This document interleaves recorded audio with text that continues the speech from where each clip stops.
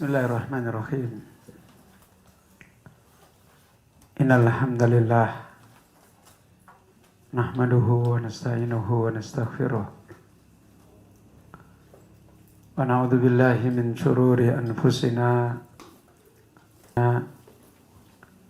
Man yahdihillahu fala mudilla lahu wa man yudlil fala hadiya lahu. Wa asyhadu an la ilaha illallah wahdahu la syarika lah. Wa asyhadu anna Muhammadan abduhu wa rasuluh sallallahu alaihi wa alihi wa sallam. Ya ayyuhalladzina amanu taqullaha haqqa tuqatih wa la tamutunna illa wa antum muslimun. Ya ayyuhan nasu taqu rabbakumul ladzi khalaqakum min nafsin wahidah wa khalaqa minha zawjaha wa batha minhuma rijalan katsiran wa nisaa'a wattaqullaha alladzi tasaaluna bihi wal arham Inna Allah kana alaikum raqiba. Ya ayyuhalladzina amanu taqullaha wa qulu qawlan sadida yuslih lakum a'malakum wa yaghfir lakum dhunubakum wa man yuti'illaha wa rasulahu faqad faza fawzan nadima. Amma ba'du fa inna ahsanal kalam kalamullah wa khairal huda hudan nabiy sallallahu alaihi wa alihi wasallam wa syarral umuri muhdatsatuha wa kullu muhdatsatin bid'atun wa kullu bid'atin dalalah wa fi riwayatin wa kullu dalalatin finnar.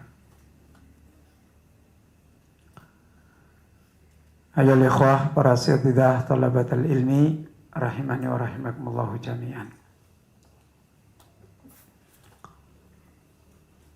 Siapa yang hafal satu ayat yang di dalamnya ada ayat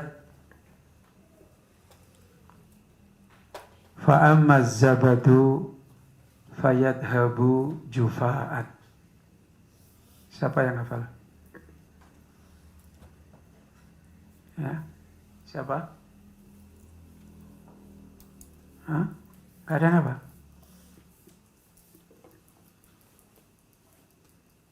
Orang sudah pada hafal Al-Quran, masa gak ada yang apa? Fa'ammaz zabadu fayadhabu jufa'an. Gak ada yang apa? Ya, Rifa, apa? Ayatnya coba dibaca lengkap satu ayat.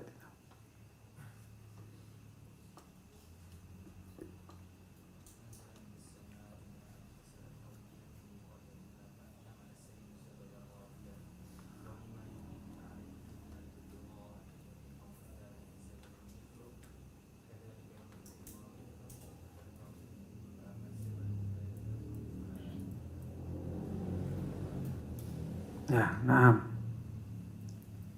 Jazakumullah khairan. Siapa yang bisa menerjemah? Coba Reva terjemah.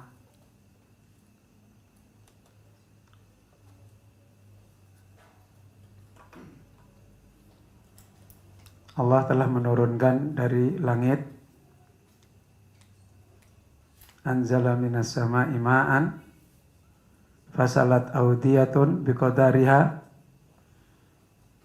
Allah telah menurunkan dari langit berupa air, kemudian lembah-lembah telah mengalir sesuai dengan kadar-kadarnya lembah itu. Terus?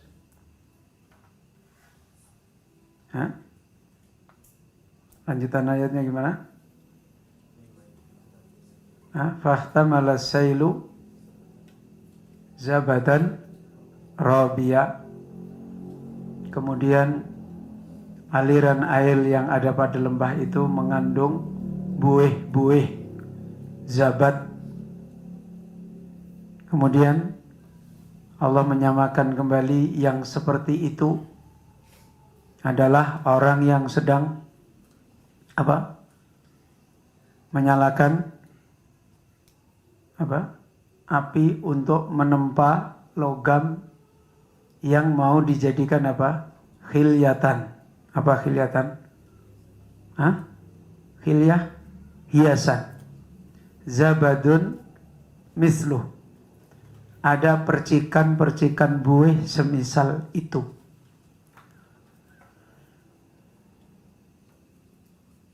Ayat ini punya faedah yang muhimmah, khususnya harus menjadi nasihat besar dalam perjalanan ilmu. Dan kalian bisa mengambil faedah ayat ini lengkap di dalam kitab Ighatsatul Lahfan min Masayyidis Syaitan, yang intinya disimpulkan oleh Al-Imam Ibnul Qayyim.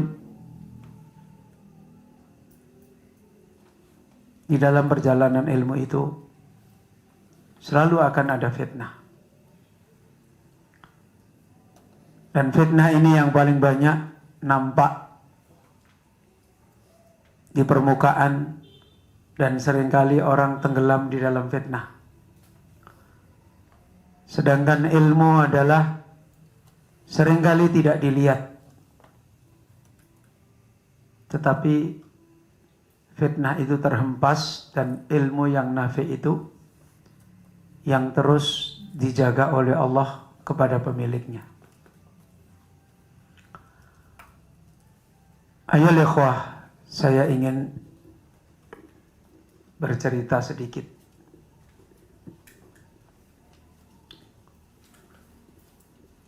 Dulu belum ada orang mau berangkat ke Yaman. Ustadz Bedowi angkatan berapa? Nggak tahu. Orang yang pertama kali dulu mau berangkat ke Yaman ada 3 orang, termasuk saya. Dan waktu itu Yaman masih 2, Yaman Utara dan Yaman Ustaz? Selatan. Dan waktu itu sedang terjadi perang antara Yaman Utara dan Yaman Selatan. Kemudian bandaranya dibom. Dan itu hikmah Allah, saya tidak dimudahkan oleh Allah berangkat ke Yaman. Dan waktu itu masih sedang bersinarnya cahaya ilmu di antara para ulama, termasuk di Yaman yang dipegang oleh Syekh Muqbil bin Hadi rahimahullah. Saya hanya ingin mengkisahkan apa yang pernah saya alami. Semoga jadi ibrah, seperti yang terkait dengan ayat tadi. Karena ayat itu juga saya sebut hubungannya dengan masalah fitnah tadi. Saat saya menunggu di Jakarta, di Al-Sofwa, lagi awal ganti nama, dulu Al-Mumtada Al-Islami. Kalau nggak salah dulu tempatnya di Celilitan ya, di dekat-dekat situ. Saya nunggu hampir setengah bulan lebih. Saat menunggu itu saya sering dikasih makan rumput sama orang Sunda. Saya orang Jawa, makanannya di sini dibawa ke warung Sunda terus. Setiap masuk ke warung Sunda, rumputnya banyak. Ya udah, saya makan rumput, latihan makan rumput. Ya Ustaz. Daun-daunan, ya maksudnya rumput. Ya. Jadi saya bilang ada satu office boy di Al-Sofwa. Itu keponakannya yang punya Darul Arqam di Malaysia. Dulunya dia belajar di Pakistan, termasuk orang pintar. Dan sekarang tidak tahu di mana dan kemana, dan tidak tahu juga dicari di mana. Ya, itu yang dulu sering sama saya ngajak makan, dikasih rumput lagi. Ya. Rumputnya orang Sunda. Ya. Terus akhirnya nggak jadi berangkat saya. Di hari-hari saya menunggu, saya dulu akrab sama Ustadz Abdul Hakim karena kita semuanya masih umur-umur 30-an, masih besar-besarnya kita semangat untuk memulai ngurusin dakwah sunnah. Saya akrab dengan Ustadz Abdul Hakim, sampai sekarang juga akrab, cuma jarang ketemu aja. Beliau dulu aktif di perpustakaan Libya. Sebelum Libya pindah, dulunya di Salemba, di dekatnya DDII. Ya, pada melongok semua, nggak ada yang tahu ya. Berarti saya cerita yang kalian tidak tahu, nggak apa-apa. Saya datang ke beliau, saya tanya, Ustadz, kalau jadi saya mau berangkat ke Yaman, tolong nasihati saya. Kata Ustadz Hakim, Abu Izi coba ambil tuh kitab hadis tuh. Yang mana Ustadz? Tuh jilid yang itu. Saya ambil. Dibuka sama beliau. Coba kau baca ini. Itu nasihat saya. Dan Ustadz Hakim dulu tekun awal-awal ngisi ngaji di Jakarta.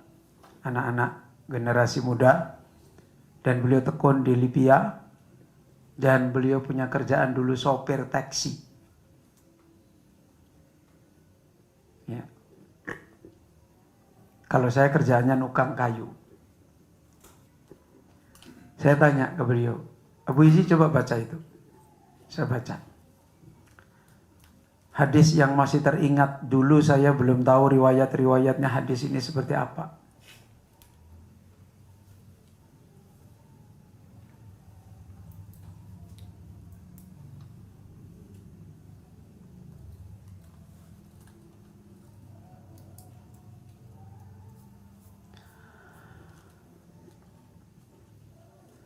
Saya baca hadis itu.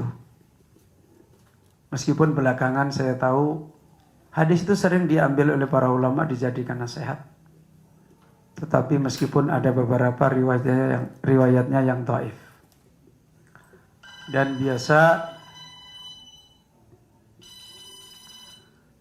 biasa para ulama untuk satu faedah tertentu membawakan riwayat yang dhaif dalam rangka mengambil faidah. Apa hadis itu? Hadis itu berbunyi, Man ta'allamal ilma liyubahi bihil ulama aw liyumari bihis sufaha aw liyusarrifa wujuhan nas fannaru annaru annar. Siapa yang dia sedang telah talabul ilmi dan tujuan dia untuk berbangga dengan ulama, dengan guru, dengan ilmu. Kalau saya lulusan ini, guru saya ini, dan seterusnya. Au liyumariya bihi sufaha. Atau nanti kalau dia pintar, supaya dia di hadapan orang bodoh selalu menang. Karena ilmunya banyak. Au liyumariya bihi sufaha. Au liyusarrifa wujuhan nas. Atau untuk dia nanti akan supaya orang-orang menghadap ke dia, berkiblat ke dia, dia dijadikan tokoh. Kata Rasulullah, fannaru annaru annar. Maka neraka, neraka, neraka. Ayo ikhwah. Itu nasihat yang saya dapat sampai sekarang. Nasihat itu membekas. Begitulah sisi kemuliaan, kebaikan, amanah ilmu.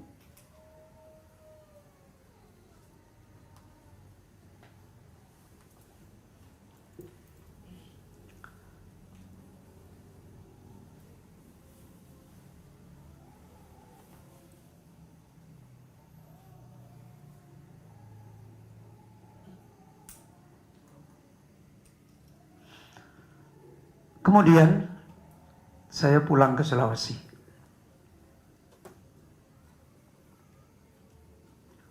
Dan saat itu ternyata anak saya yang putri baru lahir kemarin. Dulu nggak ada SMS, nggak ada apa, nggak ada WA, nggak ada, ya nggak tahu apa-apa. Dan ketika lahir anak saya yang putri itu nggak pakai dokter, nggak pakai bidan, nggak pakai apa-apa. Cuma ditemenin ibu-ibu satu dengan suaminya. Ibu-ibu nungguin istri saya melahirkan, suaminya motong tali pusatnya, udah selesai. Begitu aja. Tahun berlanjut. Kemudian mulai baik dan banyak para generasi yang datang ke Yaman bisa thalabul ilmi. Namun kemudian Allah takdirkan terjadi fitnah besar. Mungkin kalian sebagian dapat atau sekalian belum pernah dapat. Tapi mungkin kalau Ustaz Bidawi dapat. Terjadi fitnah jihad Ambon. Ada yang dapat? Belum lahir? Hah? Ada yang pernah dengar-dengar? Tidak ada yang pernah dengar. Ustaz Bidawi juga belum lahir. Yang fitnah itu satu Indonesia. Dan pelopornya mayoritas anak-anak lulusan Yaman. Tanya Ustaz Bidawi nanti. Dan saya yang pertama kali paling keras menolak fitnah jihad Ambon. Saya yang dulu mau ke Yaman gak jadi, akhirnya menghadapi orang-orang lulusan Yaman. Sampai saya menulis buku menjelaskan fitnahnya seorang dai lulusan Yaman yang dulu dianggap tokoh dan kebohongannya. Di antara kebohongannya mengatasnamakan Syekh Shalih Al-Utsaimin memberi fatwa wajibnya jihad Ambon. Setelah saya mendapati teks aslinya, ternyata tidak. Maka saya tulis buku. Buku itu belum saya kirim ke siapa-siapa, saya suruh baca dia. Saya kirim ke salah satu yang belajar sama, tolong buku ini kasihkan dia. Biar dia baca, kalau saya salah, biar dia bantah saya dengan ilmu. Saya menunggu saya dibantah. Dan saya tulis di buku itu, demi Allah setelah ini saya tidak akan membantah siapapun, dan pasti Allah akan tunjukkan. Buku itu sampai ke sana, dan saya tanya, apa komentarnya? Komentarnya, jangan baca buku itu. Udah gitu aja? Iya. Oh ya sudah. Sampai terjadi fitnah besar. Bahkan dengan fitnah itu saya harus, ya bahasa kasarnya lah, dimusuhi seluruh adik-adik saya. Karena semua adik-adik saya pimpinan di rombongan itu. Bahkan dengan fitnah itu, orang tua saya pun benci dan marah kepada saya. Karena orang tua saya pro sama adik-adik saya. Sampai suatu ketika saya menyendiri. Saya cari kontrakan sendiri dengan anak-anak saya. Dan saya dicari oleh mereka, difatwakan boleh Abu Izzi ditempeleng. Karena dia penggembos jihad. Ya. Dan terjadi. Saya lagi jalan dari masjid, gandeng 2 anak saya. Didatangi salah satu tokohnya, pura-pura ngomong, kemudian saya ditempeleng. Dan saya jatuh. Saya bangun lagi, orang-orang pada rame. Ada preman datang, Pak, saya kejar ya Pak, saya jotosi aja Pak, orang Islam. Enggak usah, biarin, itu agama dia. Di masjid. Sampai kemudian ada orang yang datang kepada saya. Saya waktu itu jualan es pisang hijau. Lagi buat es pisang hijau, dia datang. Ustadz, masalahmu dengan beliau, dan beliau ini sudah wafat. Ya, Ustadz Ja'far rahimahullah. Masalahmu dengan beliau itu apa? Kok sampai seperti ini? Saya bilang ke ikhwan itu, kenapa kamu tanya seperti ini? Enggak, saya mau tahu. Ada apa kamu mau tahu? Pertama, kalau seandainya saya beritahu, kamu punya ilmu enggak? Bermanfaat enggak bagi dirimu? Terus bermanfaat enggak bagi saya? Terus bermanfaat enggak bagi beliau, Ustadz Ja'far rahimahullah?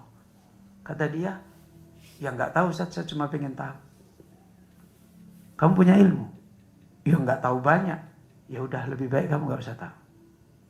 Terus gimana Ustadz kita menghadapi ini? Saya jawab dengan ayat tadi. Fa'ammaz zabadu fayadhabu jufa'an wa amma ma yanfa'un nas fayamkuthu fil ardi. Buih akan hilang, gak ada harganya. Ilmu yang benar, yang bermanfaat, gak akan hilang. Dijaga oleh Allah, bermanfaat, menetap. Semua orang yang dulu belajar sama saya, tak satu pun mau dekat sama saya. Dengan sebab fitnah itu. Sampai ada ibu-ibu, bukan ibu-ibu, akhwat lah. Saya jualan es pisang hijau. Dia pengen es pisang hijau saya.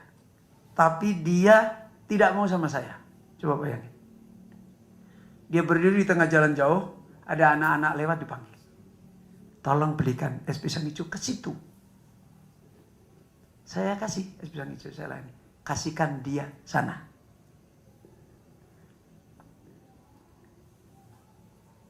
Itu perjalanan ilmu yang sedikit saya ceritakan ke antum. Saya bilang sama mereka waktu awal tabligh akbar di Kridosono, Yogyakarta. Sedang menggerakkan jihad Ambon.